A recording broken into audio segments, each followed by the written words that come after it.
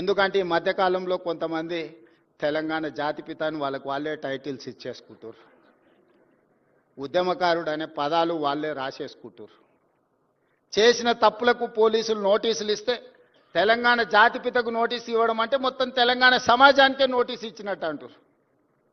ఒక ఉద్యమకారుడిని ఈ రకంగా మీరు అవమానిస్తారా అంటారు.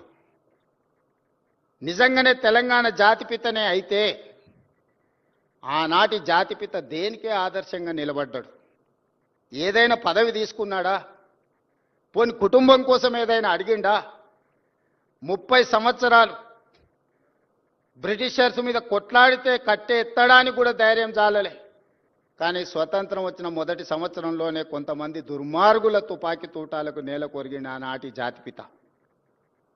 మరి ఈనాడు జాతిపితగా చెప్పుకునే వాళ్ళు, ఉద్యమకారులని చెప్పుకునే వాళ్ళు, రాజకీయ పార్టీలు ఒక పరిస్థితిలో వైఫల్యం చెందినాయి అనుకున్నప్పుడు అన్ని రాజకీయ పార్టీలు కలిసి ఒక పొలిటికల్ జేఏసీ పెట్టుకొని ఆ జేఏసీకి చైర్మన్గా ప్రొఫెసర్ కోదండరామ్ గారిని పిల్లలకు పాఠాలు చెప్పుకునే పంతులను మనం ముందులో పెట్టుకొని తెలంగాణ రాష్ట్రాన్ని సాధించినాం.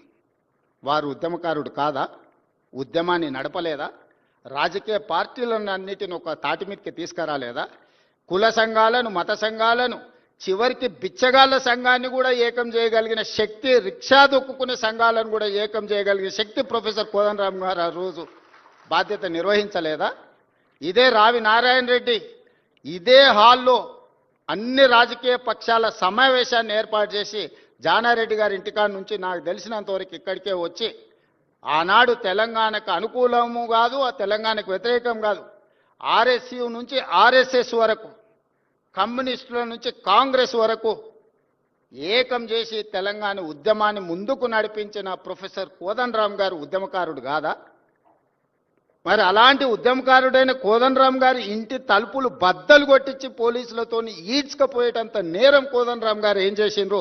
మీరు అధికారంలో ఉన్నప్పుడు ఉద్యమకారులకు జరిగిన అవమానం మీరు అప్పుడే మర్చిపోయినరా? మీరు చేసిన అవమానం అని నేను వారిని అడుగుతున్నా. నిన్నెవరు తలుపులు బద్దలు కొట్టలేదే, నిన్నెవరు ఈడ్చుకొని రాలేదే. చేసిన తప్పులకు మీకు నోటీస్ ఇచ్చారు, సార్ మీరు రాండి అని. లేదు నా వయసు కొంచెం ఎక్కువ ఉంది, మీరే వచ్చి తీసుకురండి అంటే, సరే సార్ మీరు అధికారిక నివాసం ఉంది కదా మీరు అక్కడ ఉంటూ వస్తామంటే, లేదు లేదు లేదు నేను ఎక్కడనో ఫామ్ హౌస్లు ఉంటే ఎక్కడ ఉంటే అక్కడ బాత్రూమ్లు ఉంటే బాత్రూంలోకి వచ్చి రాసుకోండి అంటే, ఇదెక్కడి జాతిపిత విధానము? ఇదెక్కడి ఉద్యమకారుల విధానము? రావి నారాయణ రెడ్డి గారి కుటుంబము 500 ఎకరాల భూమిని కోల్పోయినారు. ప్రపంచంలో ఎక్కడైనా స్వేచ్ఛ కోసము, ప్రజల యొక్క హక్కుల కోసం కొట్లాడిన వాళ్ళు, చెగువీరా నుంచి మొదలు పెడితే రావి నారాయణ రెడ్డి వరకు ఎవరినైనా చూడండి, సర్వం కోల్పోయినారు. సర్వం కోల్పోయినారు. నేల కొరిగిన వాళ్ళు వేలాది మంది ఉన్నారు. ఆస్తులు అంతస్తులను సర్వం త్యాగం చేసినారు.